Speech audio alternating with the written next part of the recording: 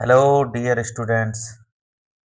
आज हम लोग अम्ल क्षारक लवण चैप्टर 2 का पार्ट 2 देखेंगे। पार्ट 2 क्योंकि पार्ट 1 में हम लोग कल चर्चा कर चुके हैं। ठीक है, आज हम इसका पार्ट 2 देखेंगे। मोस्ट इम्पोर्टेंट क्वेश्चन रखे गए हैं इसमें, जो परीक्षाओं में डायरेक्ट पूछे जाते हैं। ठीक है, चलिए देखते हैं इसको। इम्पोर्टेंट पॉइंट देख लेते हैं। लिटमस विलयन बैंगनी रंग का रंजक होता है। सीधे ऑप्शन में आपसे ये क्वेश्चन पूछ सकता है कि लिटमस विलयन किस रंग का रंजक होता है। ऑप्शन दे सकता है आपको। ऑप्शन ए लाल, बी हरा, सी पीला, डी बैंगनी। तो आप इसको सही टिक कर पाएंगे। ठीक है, ये थैलोफाइटा समूह के लाइकेन पौधे से निकाला जाता है। ये प्रायः सूचक की तरह उपयोग किया जाता है। लिटमस विलयन ना तो अम्लीय हो ना क्षारीय हो, तब इसका रंग कैसा होता है? बैंगनी होता है। अम्लीय होने पर ये लाल रंग को नीला कर देता है, जबकि क्षारीय होने पर नीले रंग को लाल कर देता है। ठीक है, चलिए आगे बढ़ते हैं। पीएच मान देखते हैं। पीएच मान, पीएच की फुल फॉर्म देख सकते हैं हम। फुल फॉर्म होती है पोटेंशियल ऑफ हाइड्रोजन या पावर ऑफ हाइड्रोजन। ये क्या बताता है? हाइड्रोजन की पावर को बताता है। हाइड्रोजन की पावर कितनी है, क्या है। ठीक है, नहीं।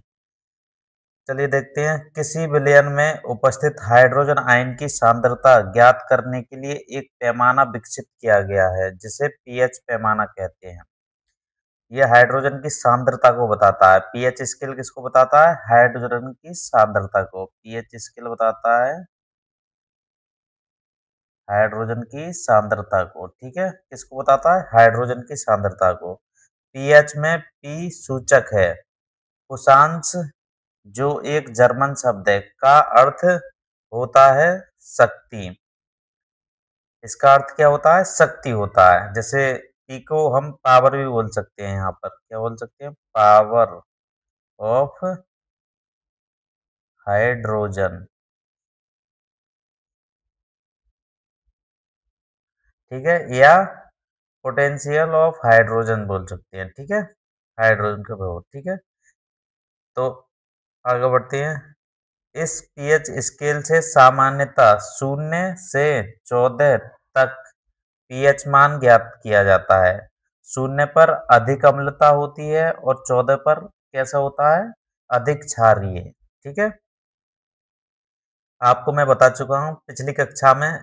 अगर 7 से कम मान होता है, 7 से कम मान होता है, 7 से कम, तो अम्ल होगा।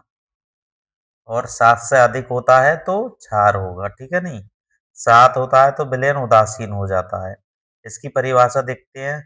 सोरेनसन ने बताया है कि किसी विलयन में उपस्थित हाइड्रोजन आयन सांद्रता के ऋणात्मक लघु गुणक को उस विलयन का पीएच मान कहते हैं। इस पीएच मान बराबर माइनस, मतलब ऋणात्मक लघु गुणक किसका? हाइड्रोजन आयन की सांद्रता। ठीक है, से क्या कहते हैं? पीएच मान कहते हैं। या दूसरा फॉर्मूला हो जाएगा लघु गुणक log 10 एक बटे हाइड्रोजन प्लस। ठीक है, ये हाइड्रोजन जब ऊपर जाता है तो यहाँ पर माइनस आ जाता है। ठीक है, ये भी ठीक है, ये भी ठीक है। अगर माइनस नहीं लगा होगा तो बटे में होगा हाइड्रोजन। ठीक है, तो पीएच बराबर हो सकता है माइनस log 10 हाइड्रोजन प्लस।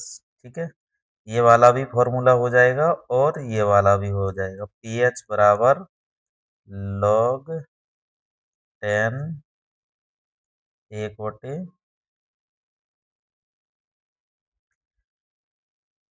एक बटा हाइड्रोजन आयन।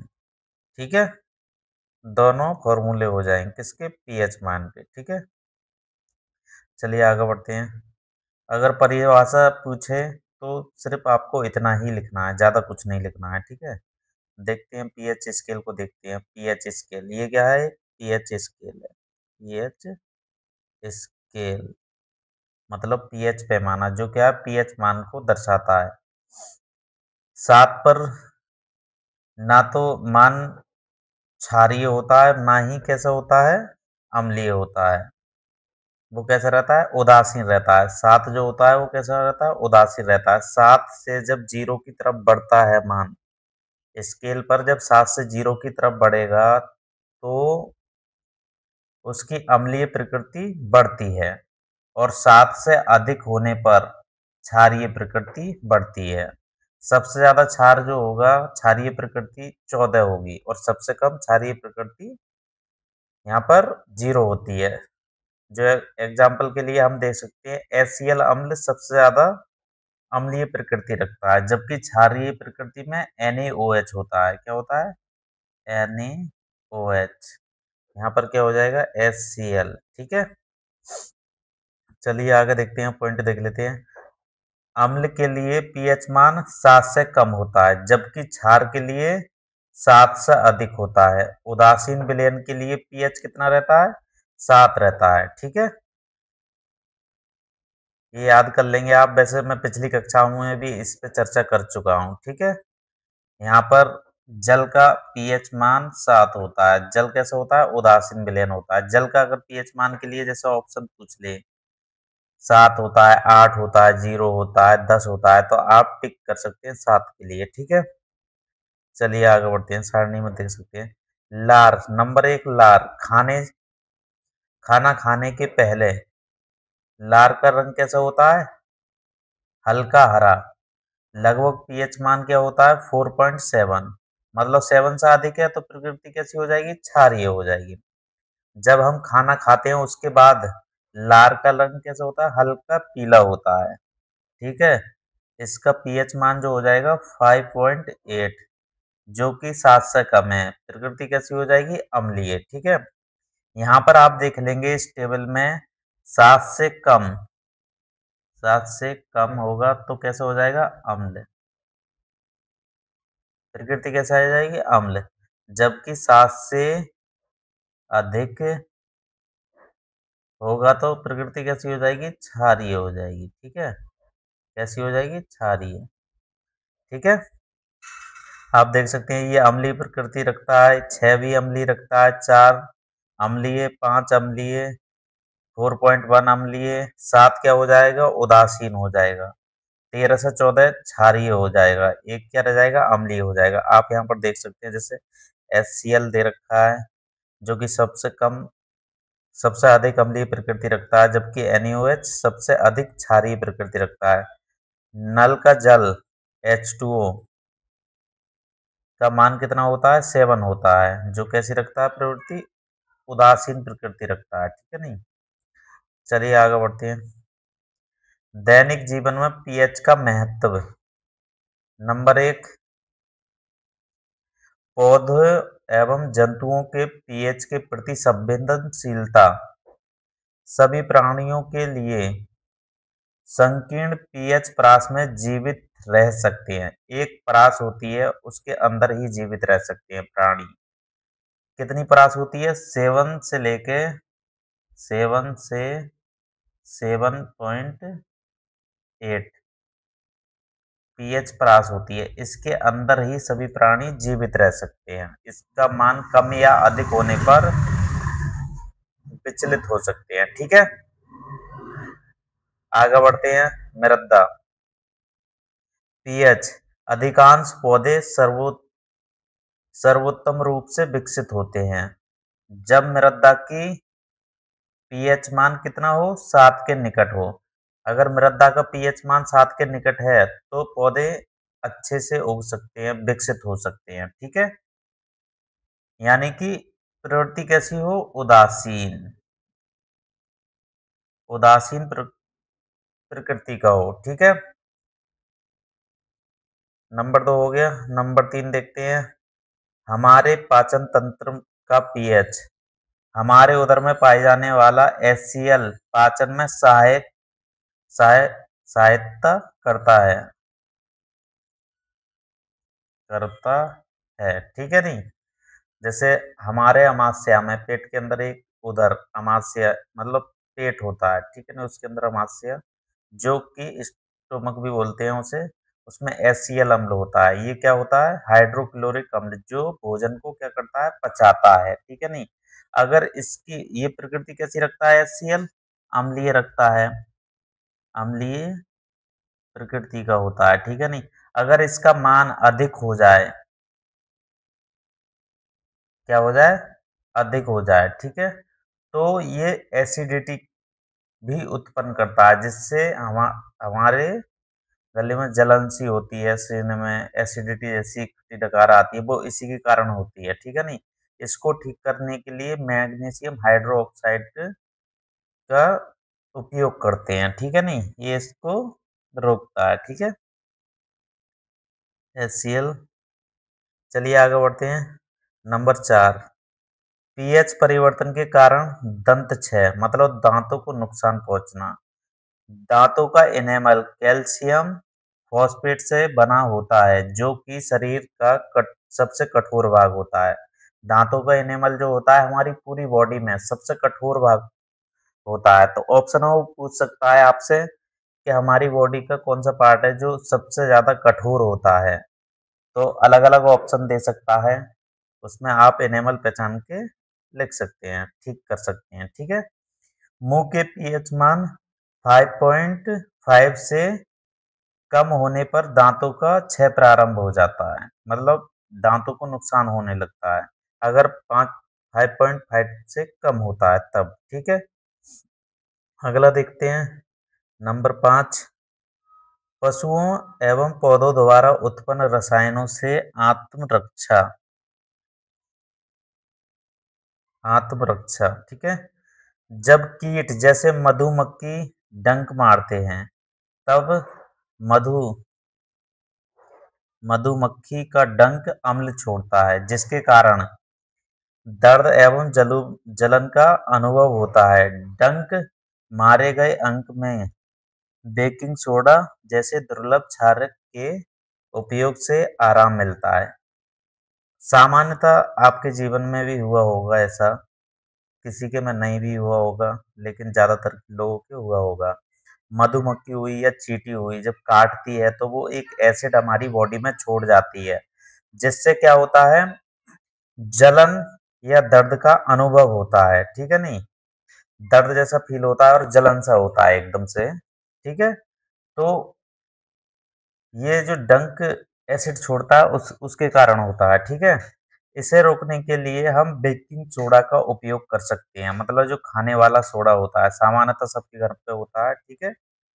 चलिए आगे देखते हैं। साधारण नमक, साधारण नमक, इसका अणु सूत्र होता है NaCl, जैसे सोडियम क्लोराइड, रासायनिक नाम क्या होता है? Sodium chloride. जैसे Na को क्या बोला जाता है? सोडियम, Cl को क्लोराइड, तो साधारण नाम क्या हो जाएगा? Sodium chloride. बनाने की विधि, साधारण नमक समुद्र, खारे झीलों के जल को सूर्य की ऊष्मा से वाष्पीकृत करके प्राप्त किया जाता है। कोलकाता, मुंबई या चेन्नई के पास समुद्री जल के वाष्पन से साधारण नमक बनाया जाता है। राजस्थान के खारे जल की सांभर झील भी साधारणतः नमक के लिए प्रसिद्ध है। आप हमारे देश में जो तटीय राज्य हैं वो नमक का उत्पादन अच्छी मात्रा में करते हैं, मतलब जो समुद्र से लगे हुए हैं जो भी स्टेट, वो समुद्र का वो क्या करते हैं? नमक का निर्माण करते हैं। नमक को क्या करते हैं? खुली सूर्य के प्रकाश में रख दिया जाता है, जिससे क्या है? जल तो बाष्पीकृत होकर निकल जाता है, नमक क्या शेष रह जाता है, ठीक है नहीं? चलिए नमक के प्रमुख गुण देखते हैं। Important properties of common salts. भौतिक गुण, भौतिक गुण क्या होते हैं? जो किसी भी पदार्थ की रूपरेखा, रंग, अवस्था को बताए वह भौतिक गुण कहलाते हैं। जैसे नंबर 1, रंगीन क्रिस्टलीय, ये कैसे होता है? ठोस पदार्थ होता है, इसका कोई रंग नहीं होता। इसका स्वाद कैसा होता है? नमकीन होता है। ये जल में अत्यधिक विलय होता है, इसका स्वाद नमकीन होता है। इसका उपयोग इसीलिए भोजन में किया जाता है, ठीक है। गर्म करने पर ये चटकता है, मतलब हम आग में रखेंगे तो ये काफी तेज से आवाज के साथ चटकने लगता है, ठीक है। वायु में खुला छोड़ने पर ये नमी पाकर क्या करता है, पसीजता है। ठीक है। साधारण नमक के उपयोग, usages of common salts. Number 1, भोजन बनाने में, मिट्टी के बर्तन पर पॉलिश चढ़ाने में। भोजन बनाने में सामान्यतः आप यूज भी करते होंगे, देखा होगा अच्छे से। तो ये भोजन के निर्माण में किया जाता है। मिट्टी के बर्तनों पर पॉलिश चढ़ाने में भी इसका उपयोग किया जाता है। नंबर 3, मांस, मछली, मक्खन, अचार आदि को सुरक्षित रखने के लिए भी इसका उपयोग किया जाता है। जैसे अचार में नमक डाल के फंगस लगाने से रोका जाता है और लंबे समय तक इसे सुरक्षित रखा जाता है। इसी प्रकार मक्खन और मांस, मछली, ये क्या है, मछली है। ठीक है। साबुन के निर्माण में भी इसका उपयोग किया जाता है। नंबर 5, सोडियम क्लोराइड कुल्फी आदि को जमाने के लिए बर्फ के साथ मिलाकर इसका हिम मिश्रण बनाया जाता है ताकि इसका गलनांक कम हो जाए। ठीक है नहीं। चलिए अगला टॉपिक देते हैं, सोडियम हाइड्रोक्साइड से कास्टिक सोडा भी बोलते हैं। सोडियम हाइड्रोक्साइड का सामान्यतः नाम क्या होता है, कास्टिक सोडा। बनाने की विधि देखते हैं। जब सोडियम क्लोराइड के जलीय विलयन में विद्युत धारा प्रवाहित की जाती है तो ये अपघटित होकर सोडियम हाइड्रोक्साइड बनाता है। ये प्रक्रिया क्लोर एल्किल इसलिए कहलाती है क्योंकि इस प्रक्रम में बनने वाले उत्पाद क्लोरीन तथा सोडियम हाइड्रोक्साइड को एल्किल बोलते हैं।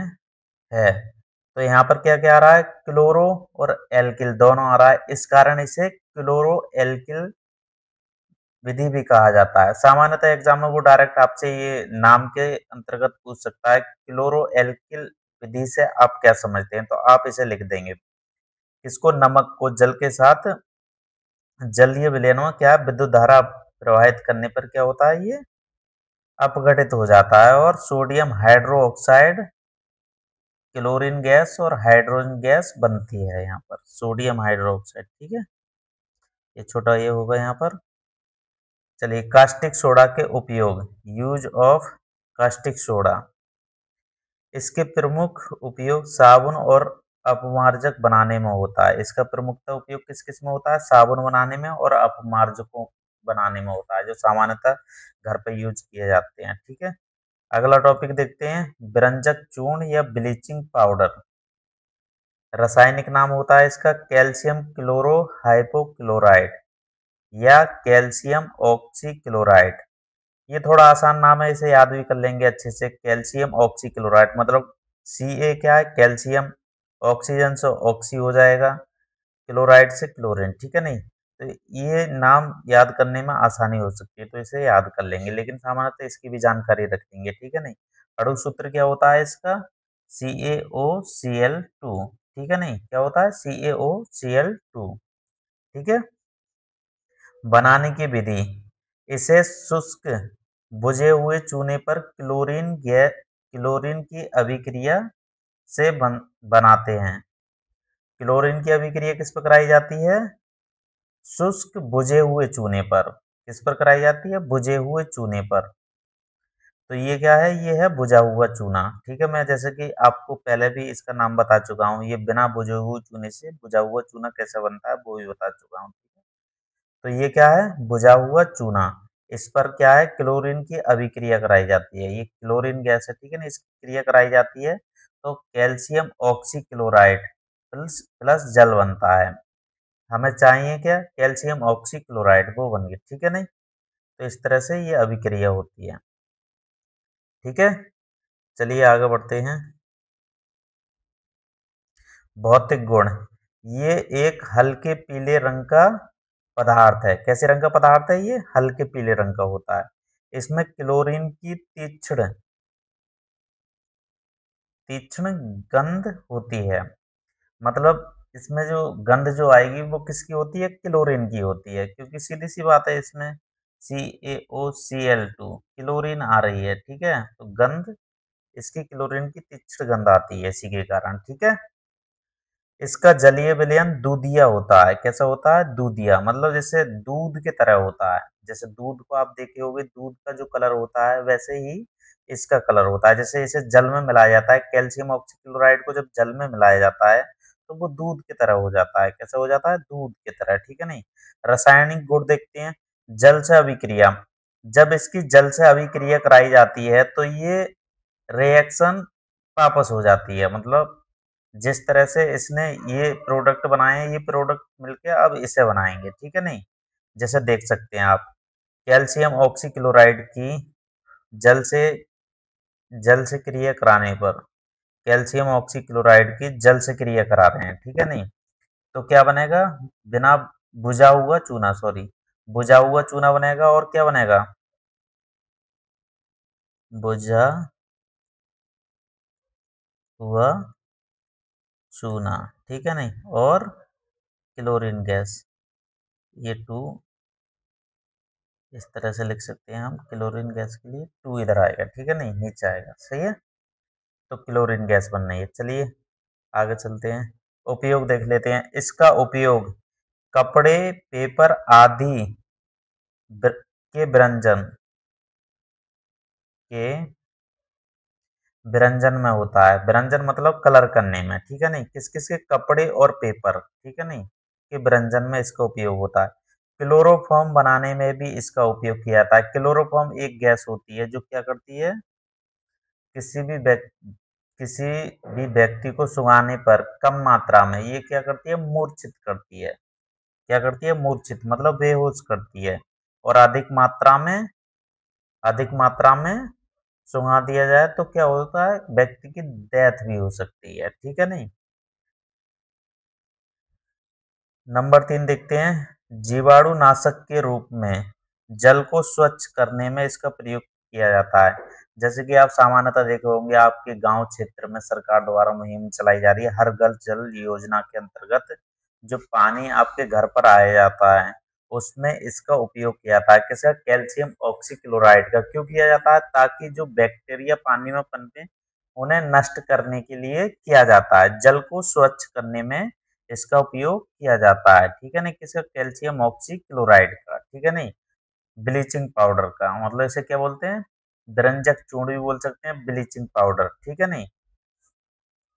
सबसे ज्यादा कंफ्यूज बच्चे इन्हीं दो नाम में होते हैं, ब्लीचिंग पाउडर और बेकिंग सोडा में। क्या है कि कभी कभी बच्चे ब्लीचिंग पाउडर पूछता है लेकिन लिख के क्या आते हैं? बेकिंग सोडा, ठीक है नहीं। इसको अच्छे से आप समझ लेंगे। बेकिंग सोडा अलग होता है, ब्लीचिंग पाउडर अलग होता है, ठीक है नहीं। बेकिंग सोडा क्या होता है? खाने वाला सोडा होता है, ठीक है नहीं। चलिए बेकिंग सोडा देखते हैं। बेकिंग सोडा देखेंगे। बेकिंग सोडा या खाने का सोडा, ठीक है।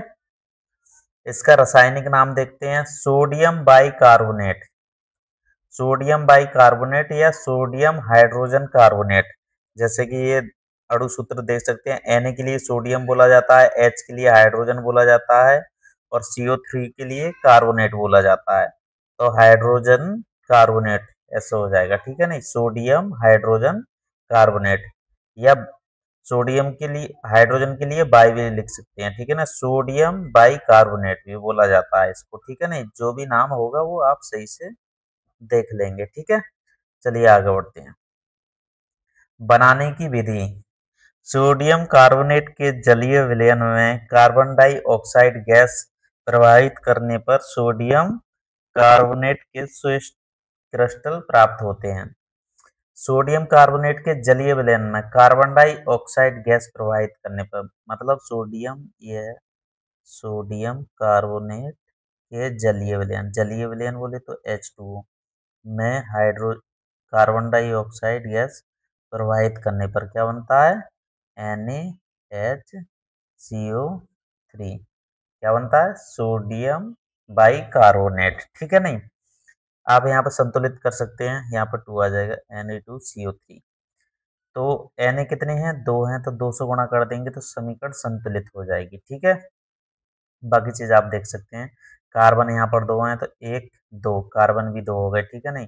3 दूनी 6, ऑक्सीजन कितने हैं? 6 हैं। 2 1 3 और 3 6 ऑक्सीजन हो गए। हाइड्रोजन कितने हैं? 2, इधर भी 2 हैं, ठीक है। तो समीकरण संतुलित हो गई, सही है। इधर ये नीचे आएगा, 2 कहाँ पर आएगा, नीचे आएगा, ठीक है। यहाँ पर क्या है, ये सोडियम कार्बोनेट, ये क्या है, जल, कार्बन डाइऑक्साइड, और ये बन के जो तैयार हो रहा है वो क्या है, सोडियम बाइकार्बोनेट, ठीक है। क्या बन के तैयार हो रहा है, सोडियम बाइकार्बोनेट, ठीक है नहीं। चलिए भौतिक गुण देखते हैं। नंबर 1, सोडियम बाइकार्बोनेट श्वेत क्रिस्टलीय ठोस है, मतलब श्वेत होता है, ये ठोस पदार्थ होता है सोडियम बाइकार्बोनेट। घर पे आप देखे होंगे सामान्यतः श्वेत मतलब नमक जैसा पदार्थ होता है, ठीक है नहीं, कैसे होता है, नमक जैसा। खाने का सोडा कैसे होता है, नमक जैसा। कभी कभी होता है कि नमक डालने की जगह खाने का सोडा डाल लेते हैं, या खाने का सोडा डालने की जगह नमक डाल लेते हैं, ये कभी कभी छोटी मिस्टेक हो जाती है खाना बनाते समय, ठीक है नहीं। इसका जलीय विलयन क्षारीय होता है। कैसी प्रकृति का होता है इसका जलीय विलयन, क्षारीय प्रकृति का होता है। स्वाद भी इसका कैसा होता है, थोड़ा कड़वा होता है। आप चखेंगे जुबान पर तो थोड़ा कड़वा सा लगेगा, कैसा लगेगा, कड़वा सा, इसलिए इसकी प्रकृति भी कैसी होती है, क्षारीय होती है, ठीक है नहीं। चलिए आगे बढ़ते हैं, इसका रासायनिक गुण देखते हैं। ऊष्मा का प्रभाव, अभी जो हमने क्रिया करी थी बनाने में, ऊष्मा के प्रभाव में इसकी जस्ट अपोजिट हो जाती है, मतलब इसे गर्म करने पर ये अपने घटकों में क्या हो जाता है, टूट जाता है। जैसे कि NaOH, NaHCO3 को गर्म करेंगे तो Na2CO3 जल और कार्बन डाइऑक्साइड बन जाएगा, ठीक है नहीं। और जबकि इसको उलट देंगे तो ये बनाने की विधि हो जाएगी, इसकी क्या हो जाएगी, ये बनाने की विधि। गर्म करने पर अपघटित होकर सोडियम कार्बोनेट और कार्बन डाइऑक्साइड गैस भी देते हैं। कौन, सोडियम हाइड्रोजन कार्बोनेट, ठीक है नहीं। सोडियम हाइड्रोजन कार्बोनेट को जब करते हैं तो सो, सोडियम कार्बोनेट जल और कार्बन डाइऑक्साइड गैस देते हैं, ठीक है। इसका उपयोग देखेंगे हम बेकिंग पाउडर बनाने में, किसमें, बेकिंग पाउडर बनाने में, ठीक है। दूसरा, अग्निशामक के यंत्रों में, ठीक है नहीं, जो आग बुझाने वाले यंत्र होते हैं उसमें इसका उपयोग किया जाता है। प्रतिरोधी के रूप में, प्रतिरोधी अभी मैंने बताया था आपको, जैसे कोई भी बिच्छू या मधुमक्खी या चींटी जब डंक मार देती है तो एसिड छोड़ देती है, तो वहां पर हम इसका उपयोग करके उसके जो होने वाले दुष्प्रभाव को रोका जा सकता है डंक से, ठीक है नहीं। नंबर 4, प्रयोगशाला में अभिक्रमक के रूप में, ठीक है नहीं।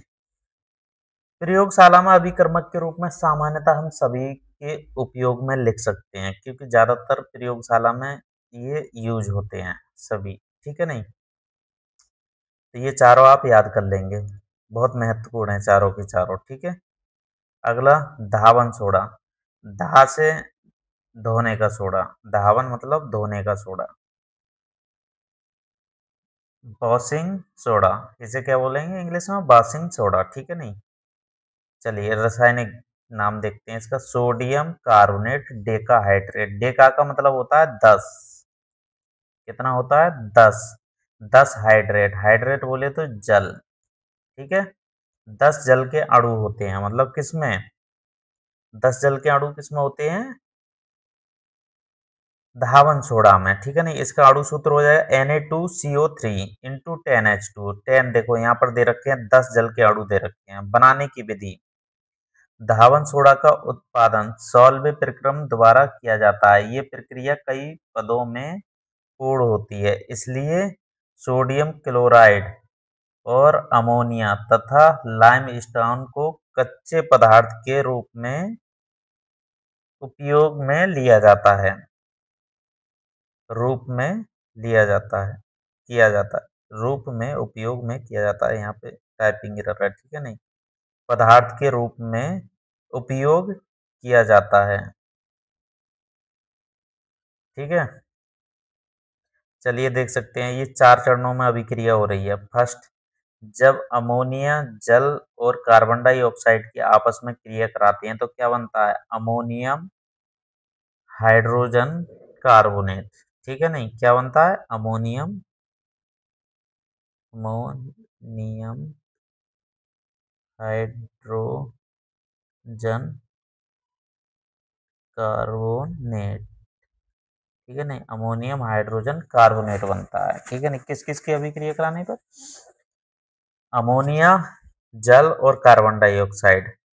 प्राप्त अमोनियम हाइड्रोजन कार्बोनेट की क्रिया नमक से कराते हैं, NaCl से, ठीक है नहीं, कराते हैं तो क्या बनता है, सोडियम हाइड्रोजन कार्बोनेट या सोडियम बाइकार्बोनेट और NH4Cl, ये क्या है, नौसादा है, ठीक है नहीं। अमोनियम, इसे क्या बोलते हैं, अमोनियम क्लोराइड, ठीक है नहीं, इसे अमोनियम क्लोराइड बोलते हैं। इसका मैं नाम बता दिया था अभी, इसे क्या बोलते हैं, खाने का सोडा, NaHCO3, ठीक है। आगे चलते हैं।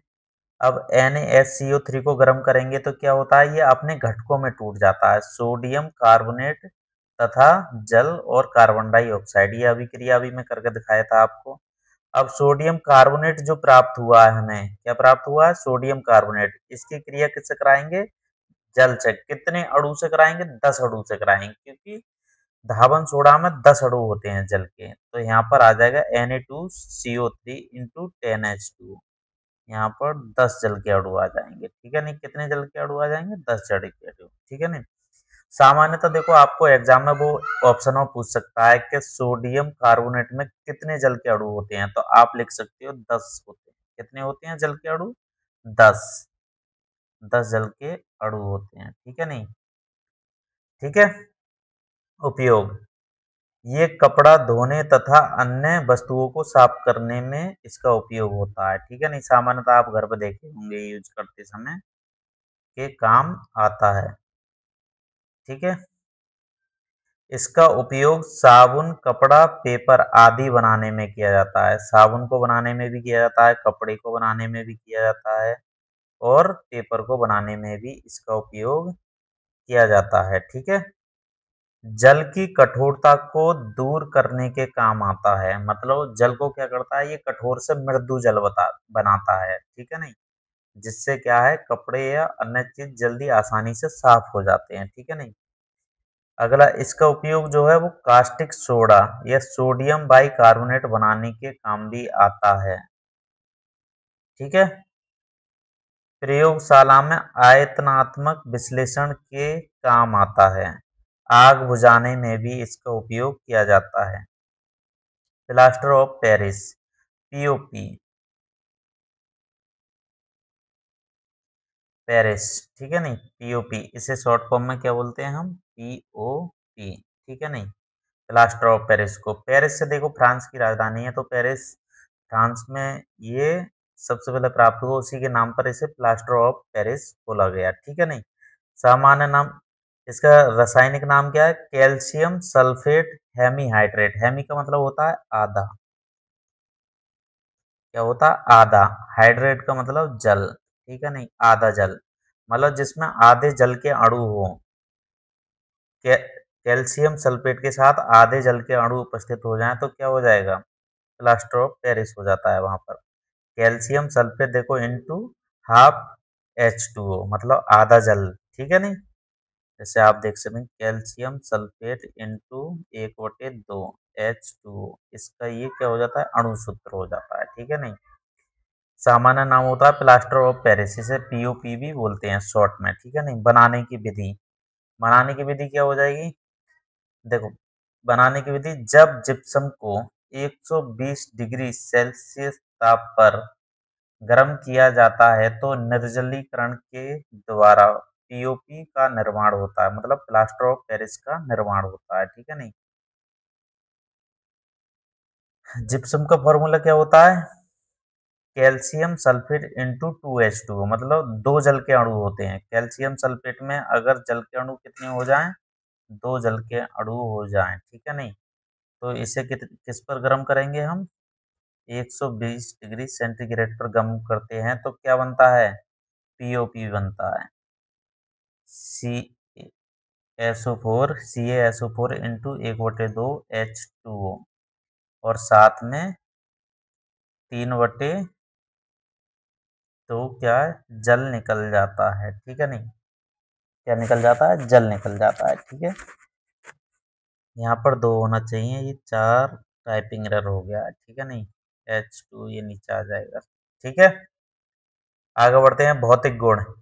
ये सफेद रंग का चूर्ण होता है। कैसे रंग का होता है? सफेद रंग का होता है। ये जल में अविलेय होता है।